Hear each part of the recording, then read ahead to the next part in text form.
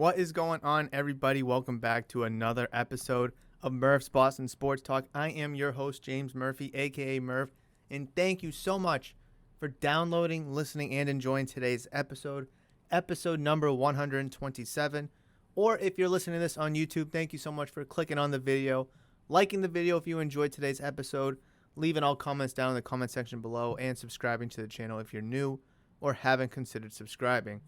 We have a ton to discuss today. Not really a ton.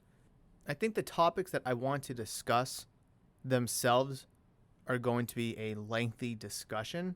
It's not so much that I have a lot to talk about. It's just what I want to talk about is a lot. And obviously, we know about the whole Tom Brady retirement fiasco carousel.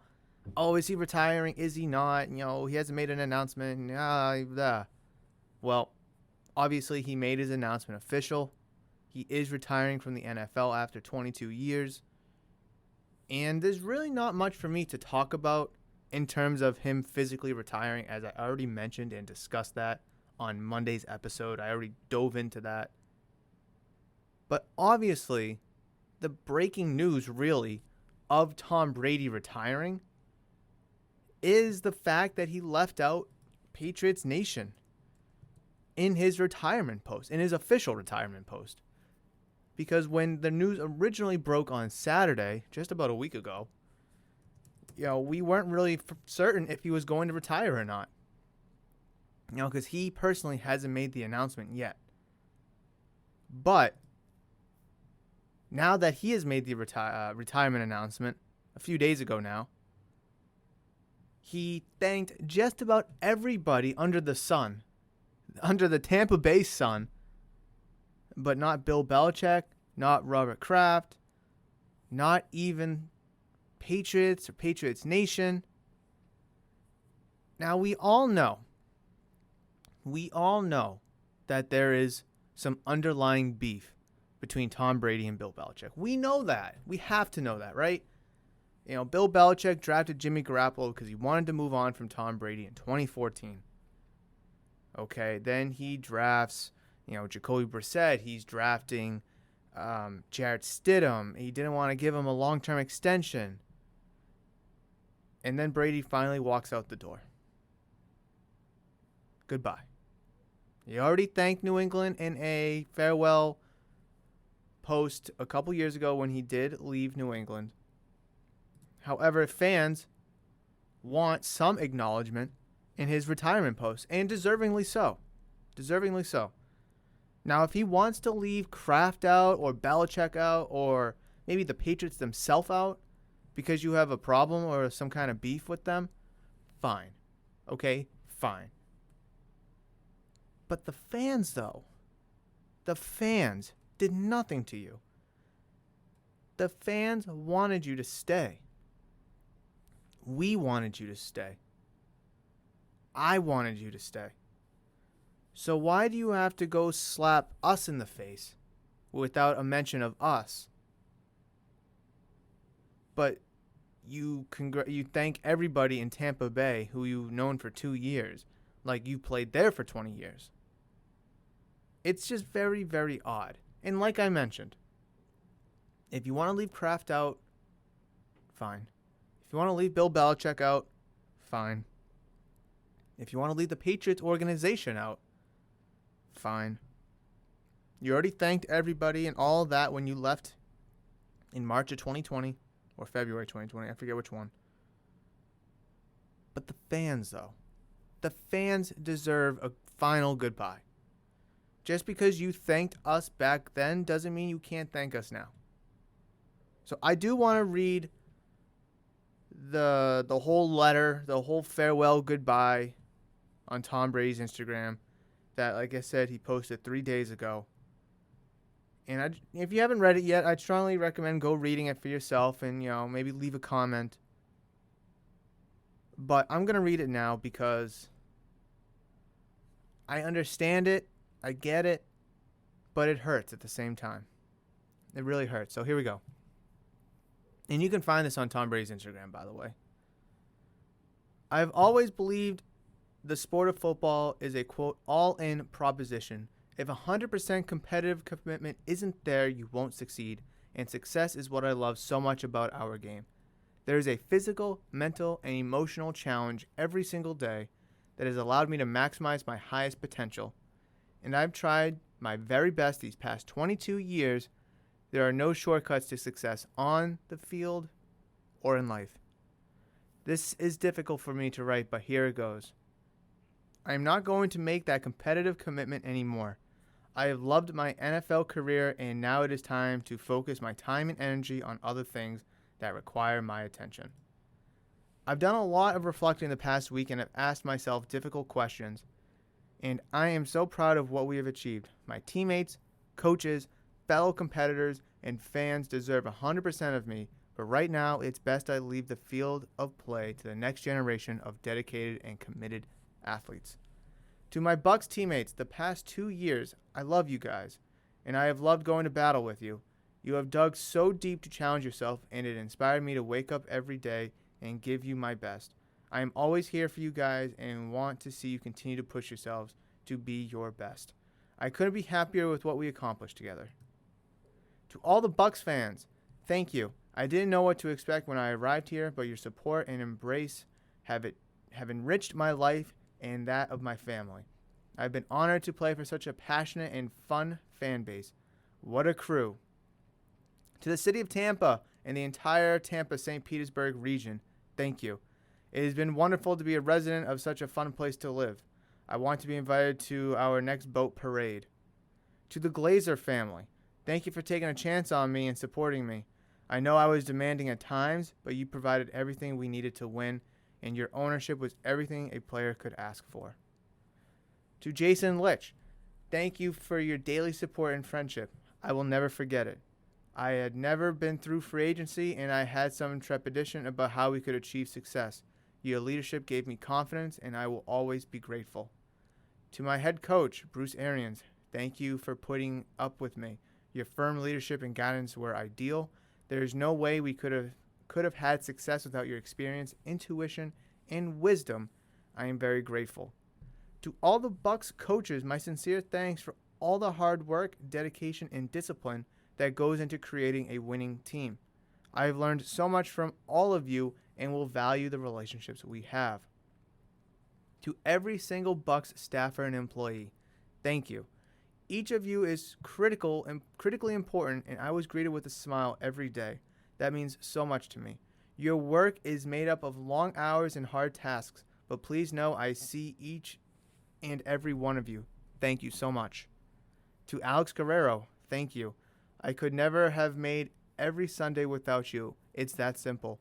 Your dedication to your craft and our friendship and brotherhood are immeasurable. We have an unbreakable bond, and I love you. To Don Yee and Steve Dubin, thank you. You've been with me every step of the way since I left the University of Michigan and before I entered the league. What a journey it's been, and I couldn't do it without you. To my parents and entire family and extended family of countless friends, I love and thank you for your never-ending support and love. I could never have imagined the time and energy you've given me the past 30 years in football. I can never repay you, and just know I love you so much.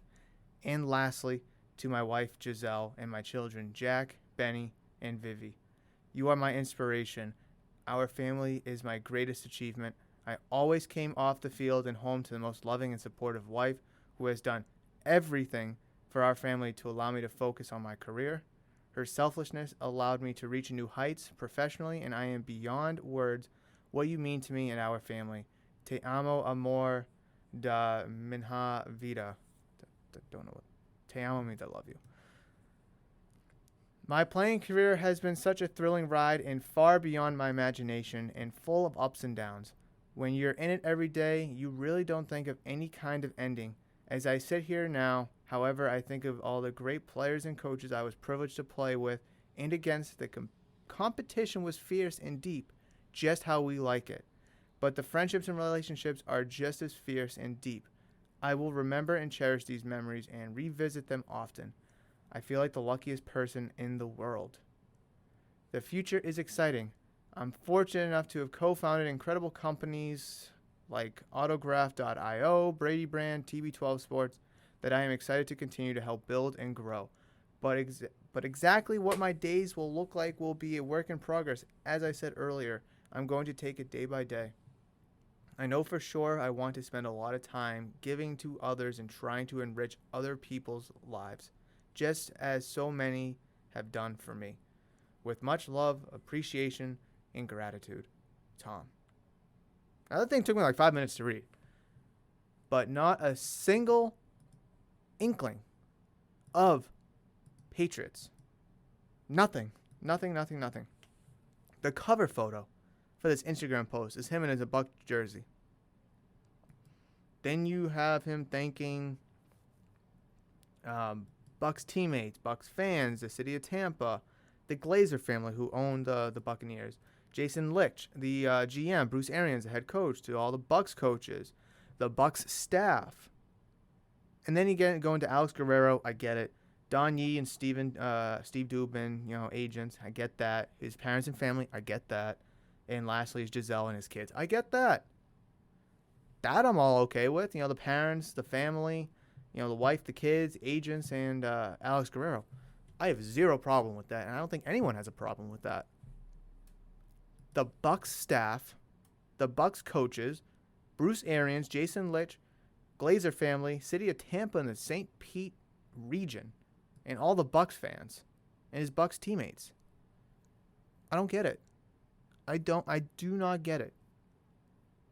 I mean, couldn't you just kind of just compiled everybody up to all my teammates that I've played with over the past 22 years, just kind of really encompass it all together? Could it be, to all the fans that have supported me through the 22 years of my NFL journey, to the city of Tampa and the New England area, thank you so much for being supportive. If you want to thank the Glazer, then thank the Krafts. Or you can just thank, the ownership groups that believed in me. Jason Licht, I understand he's the GM and you don't want to thank Bill Belichick. I don't know. When it first came out a few days ago, I wasn't so upset about it because of the one that he did a couple of years ago. But, as you listen on the radio, people are coming into the shop having conversations. They always mention, why can't you just thank again? One was when you left and one is when you're leaving football. It's a retirement post. Like when I retire, whenever that day is, or if I ever do, I don't know. I'm going to have a massive thank you post, thanking everyone of Murph's Cartown Sports Shop. Thank you for everyone of Murph's Boston Sports Talk and any other ventures that I may be a part of at that time. Now, granted, I'm not, the greatest quarterback, greatest football player, greatest athlete of all time in Tom Brady. But still, as I read it and as I really reflect and think about it, it does really not sit well with me. I think he just could have went about it in a more different way.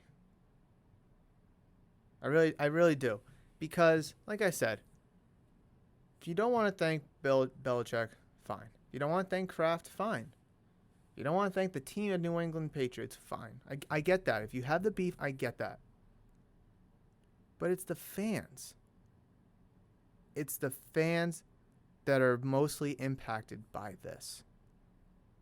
And then he goes out, what was it, like yesterday or whatever, and he makes an Instagram post where it's like, as I look back, let me pause the video. As I look back on my career in football, the memories we have made and the relationships we have built are by far the most meaningful. Yes, the scoreboard was important, but the toughest times always taught me the most important lessons. I am grateful to the people that stood with me through every high and low, win and loss, and the memories we created together. Memories that won't ever fade. I played for the name on the front of my jersey and the name on the back of my jersey. I played for my friends, my family, and our community. Every single one of you that had given me what I have today. I love you all. Thank you all for making this incredible journey possible.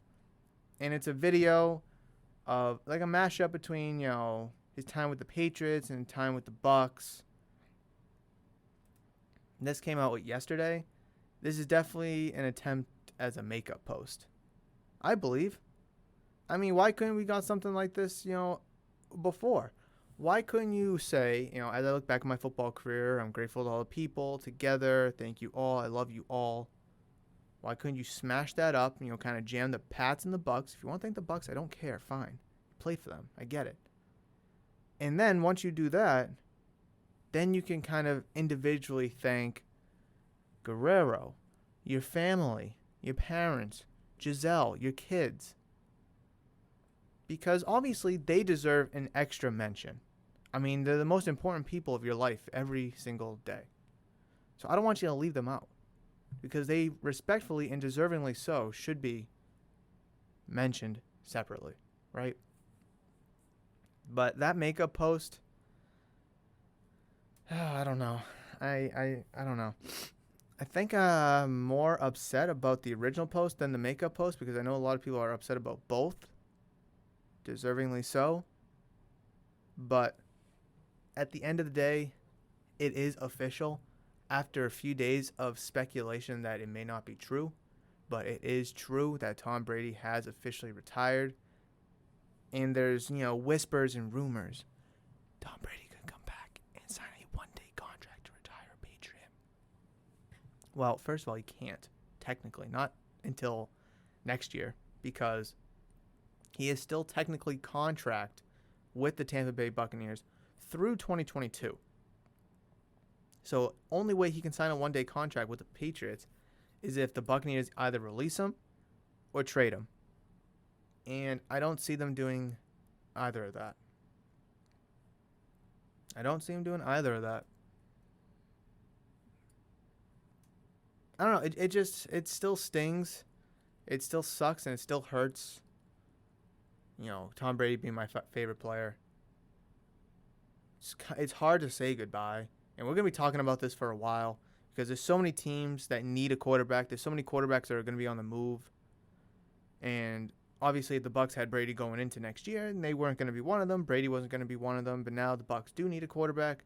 Do you go with Kyle Trask? Do you bring in Russell Wilson and Aaron Rodgers in? Like, what do you do? Do you bring a Tannehill in? Jimmy G? Brady's successor in New England and in Tampa Bay. That'd be funny. But there's so many more questions and so much more discussion to be had moving forward with Brady's retirement now being official. And we're probably not going to get answers anytime soon, with the exception of that it was time for him to go. But you know what? All good things must come to an end. And you know what? I am happy to have experienced that journey. Although the end is here, I will never trade anything in for the journey that we were on. As Patriot fans, as football fans, 6 Super Bowls, a 7th with Tampa, 10 appearances total. You just can't beat it. You can't beat it.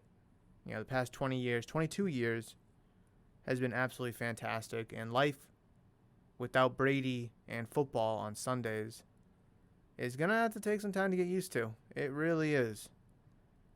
Really is. Tom Brady's retirement is definitely a shockwave throughout all sports. All of sports. But a fantastic career. And this definitely won't be the last time we talk about it, because we do have so much coming up in the next couple weeks, obviously with the lockout, which I'm going to get into in just a minute. We obviously have the Super Bowl matchup between the Bengals and the Rams that we need to get into. Baseball season's on the horizon. Hockey is obviously in the full swing of things. Basketball, maybe talking about the Celtics soon. Who knows? Gonna have to check in with them. And then after football season concludes, we're gonna have free agency, and then we're gonna have the draft. And Brady's name is definitely gonna get brought up in conversation soon. So I'll definitely be looking forward to that. But let me know how you feel in the comment section. How do you feel about Tom Brady retiring? How do you feel about his post thanking everybody under the Tampa Bay sun, coaches, fans, the city, this and that, and leaving out New England? And then let me know how you feel about that makeup video where he's trying to thank all all. So leave your comments down in the comment section below if you're listening to this on YouTube, or you can reach out to me via social media at Murph's Cardtown. I'd love to hear your thoughts, questions, comments, concerns, all that down in my social media mentions. But oh gosh, it's tough. It is tough. It's tough. I guess it's so hard to just kind of just take a moment. Just give me a moment. All right, I'm good. I'm good. All right, let's jump into Major League Baseball and the lockout. We do have some interesting updates, and this is an article from USA Today that was published yesterday evening, and it titles MLB requests federal mediator in lockout negotiations. Player calls it, quote, a publicity stunt. This article is written by Bob Nightingale, and it's an interesting read. It is an interesting read. So let's dive into it. Major League Baseball believing negotiations with the players' union are close to reaching a stalemate, formally requested immediate assistance of a federal mediator Thursday to help resolve their differences towards reaching an agreement on a new collective bargaining agreement. The Major League Baseball Players Association, which was directly informed of the request by MLB officials Thursday afternoon, declined to publicly comment or reveal whether they would accept MLB's offer. Federal mediation cannot enforce a settlement.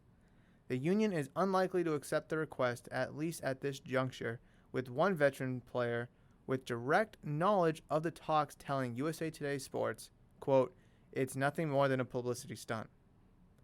The player spoke on the condition of anonymity. Oh, God, that's a tough word. Anonymous. He's anonymous. Anonymity. Sure. Since he was not authorized to speak publicly by union officials or the executive board. MLB, in hopes of accelerating the talks or at least getting a neutral party's input, believed the Federal Mediation and Conciliation Service would provide valuable assistance in reaching a compromise. One MLB executive with direct knowledge of the negotiations said the league views mediation as the most productive path forward and that a third party would be beneficial for everyone. The two sides have had only 4 negotiating sessions since December 1st, last meeting on Tuesday, February 1st.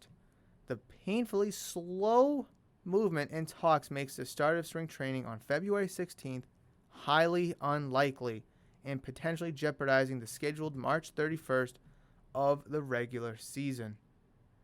The two sides used a federal mediator during the 94-95 strike when the owners were prepared to declare an impasse, but it wound up having no impact with the 94 World Series being canceled.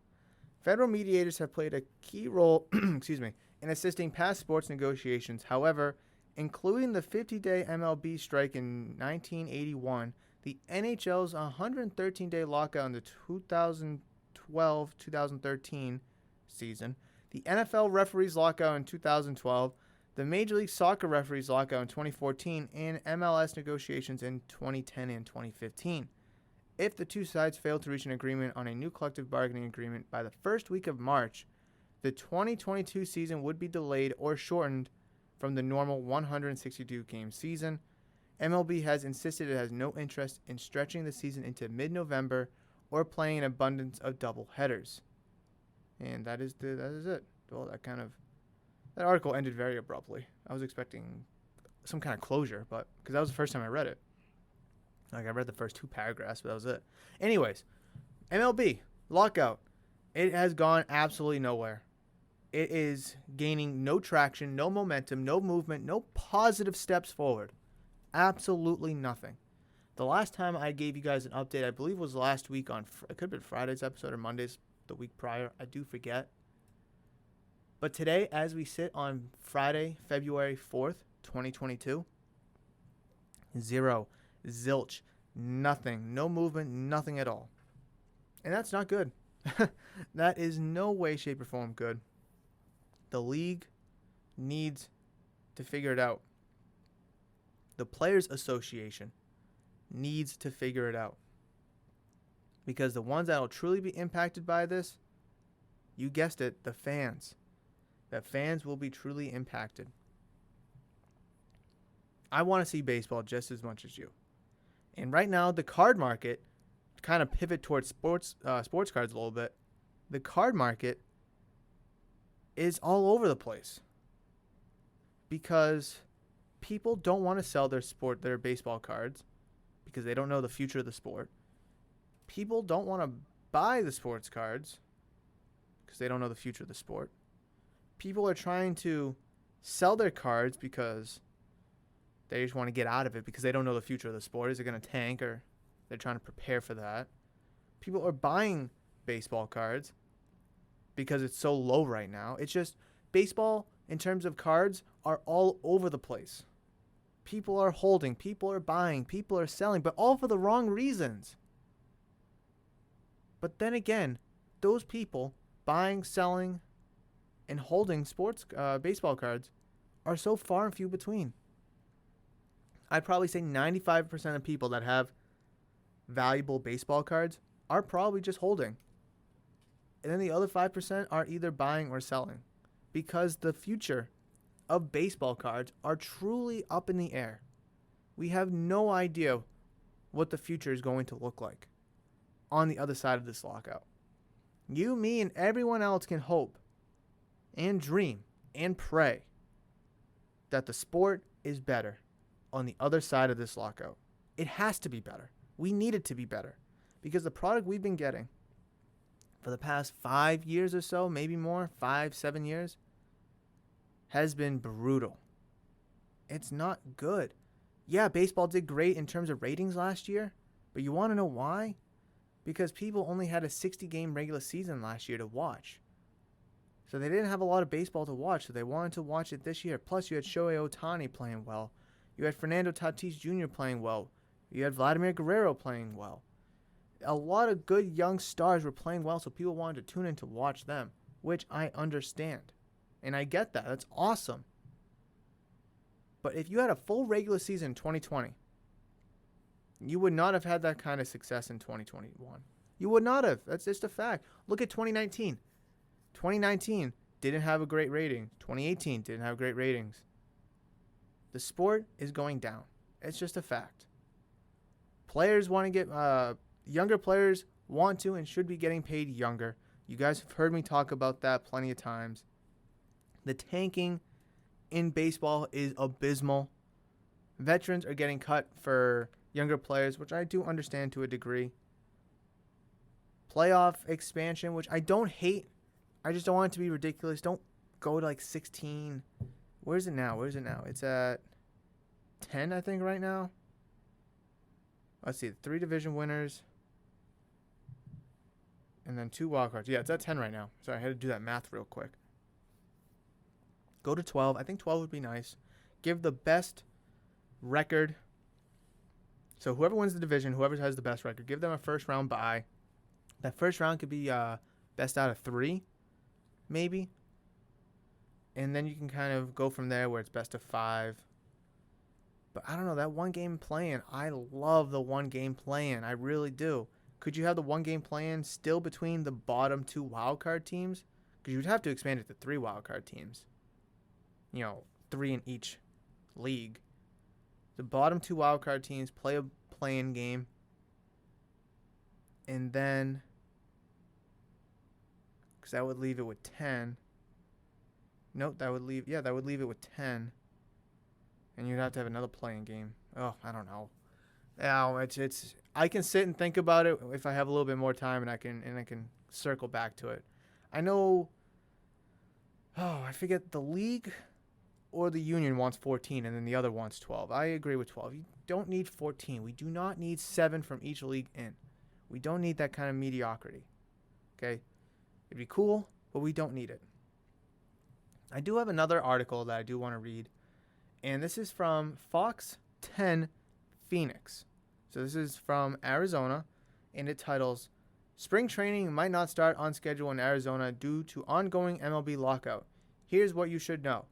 Now, granted, this is coming from Arizona. It's coming from Phoenix. This is where the Cactus League is played. This is where the West Coast teams go for spring training. East Coast goes to Florida.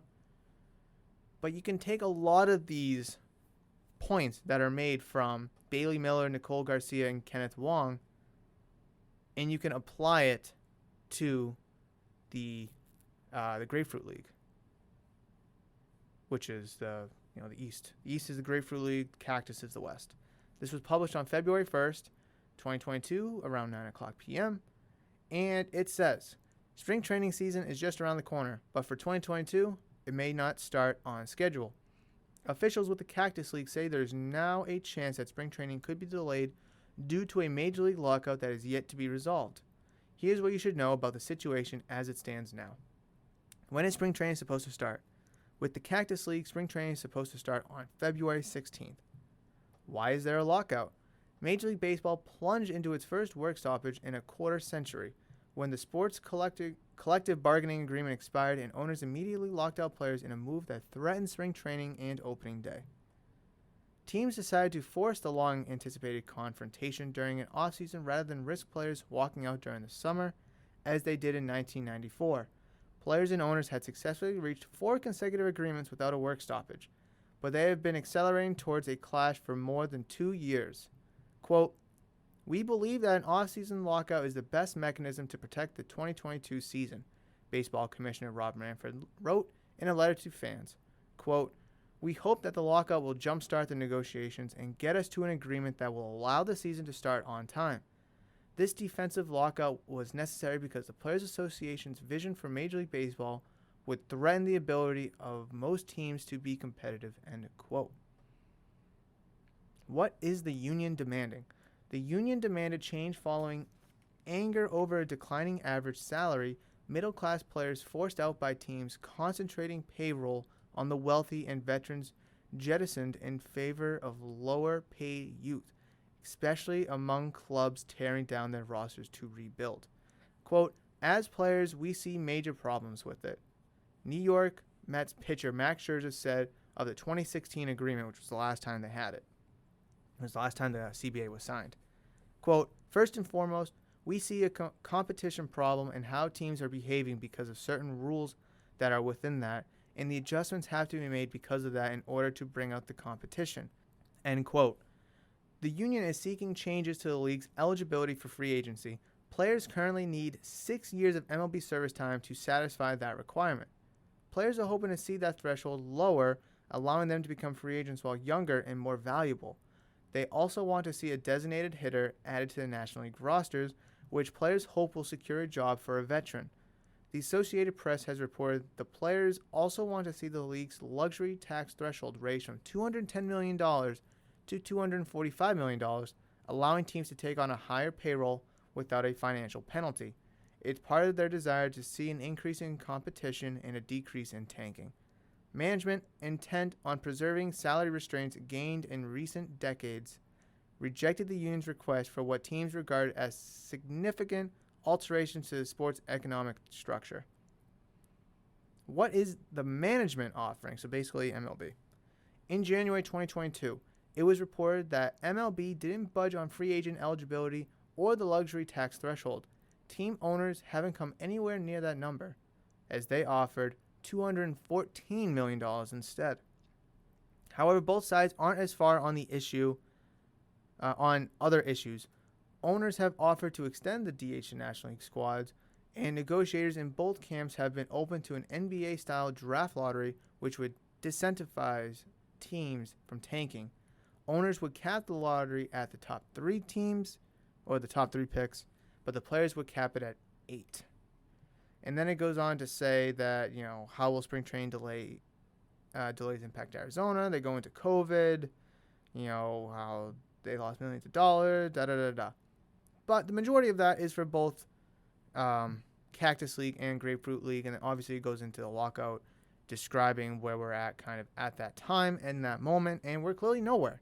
We have gotten absolutely no progress, but at least they've had 4 meetings since the lockout was initiated on December 1st. So that's a positive sign. Baseball needs to figure it out. They can't just keep going and going and going like this and treading nowhere. I read in the article that if they don't figure it out by March 1st, MLB season for the 2022 regular season will get delayed. It will get postponed. We're going to lose games. You heard it in the article that the league does not want to play into mid-November. They do not want to use an abundance of double headers. So 162 is thoroughly up in the air. It is legitimately jeopardized. But honestly, I don't. No, I do mind that. I hate it actually. But the fact that the regular season is going to come down from 162, that principle, I like. Personally, I would like it to be 148 or 154. I think 162 is too much. 154 probably doesn't do anything. But if you can bring it down to 148 and expand the playoffs to 12 teams where you can get, best of 3 series between the first seed and the 6th seed, and then you can kind of go from there to best of 5, best of 7, best of 7. That would be my ideal. Shave off a little of the regular season, either start it later or finish it sooner. Because once September rolls around, all the attention's going to football. So those last few meaningless games in the regular season, especially if a team's locked up the division by 10 games, no one's going to really care. Hence why the extra wild card does help. It keeps more teams involved. Obviously, if you expand the playoffs, you add another team, so it's going to make it a little bit more interesting. But therefore, if you start the playoffs sooner, say like the last week of September for that best of 3 series, well, it's like, all right, now we have some playoff baseball to watch, on a Wednesday in September or on a Thursday in September. So now we're flicking back and forth between that and Thursday night football, because otherwise that Thursday in September is going to be Thursday night football and not Thursday night baseball. So a natural season regression in terms of the amount of games played is what I would like to see. I don't want to see it being canceled or postponed because of the lockout. I want to see 148 be kind of the norm moving forward, plus the expanded playoffs to 12 teams. Get a 1 and 6 seeds. 1 and 6 play a best of 3. 2 and 5, 3 and 4, best of 3. And then you move on. I don't know. I don't feel confident that it's going to get figured out. I don't. I hope and I pray that it will. But do I think it will? Probably not. That's unfortunate, but that's the case. But that is going to be my rant about Major League Baseball and the lockout. Talked about this just as long, maybe even longer than Tom Brady retiring. But as you guys know, I love baseball so much. And for the lockout to be taking a serious and negative impact that it has hurts. It really hurts because I love baseball so much. And yeah, you could say, oh, Murph, you wanted, baseball to go into a lockout. Yes, I did, because it had to go into a lockout.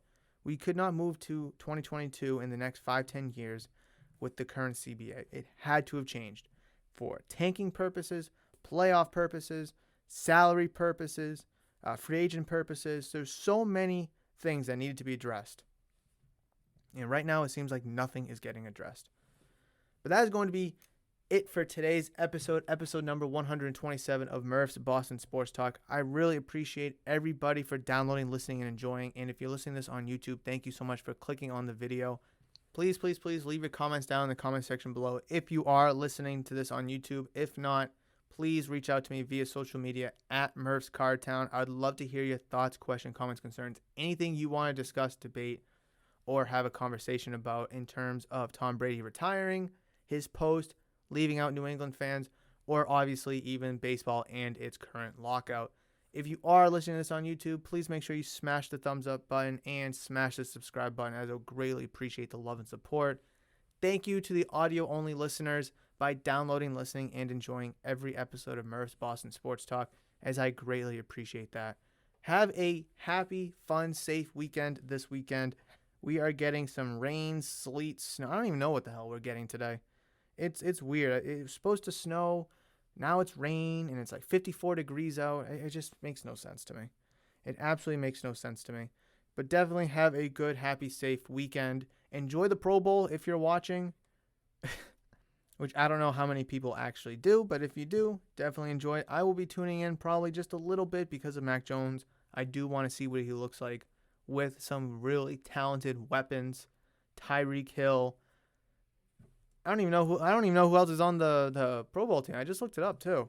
AFC Pro Bowl roster. Let me just look that up real quick. I just know Tyreek Hill is in it.